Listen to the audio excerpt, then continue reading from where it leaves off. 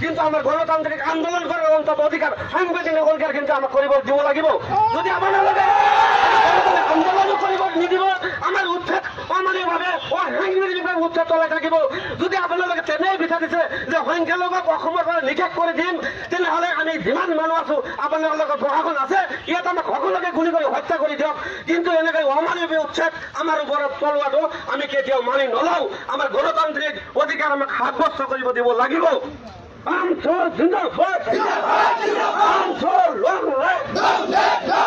চৰকাৰ হায় হায় চৰকাৰ মুৰ্দাবাদ,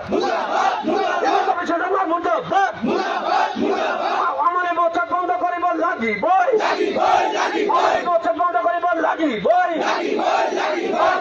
জিন্দাবাদ, we want justice, we want justice, no justice, no rest, we want justice.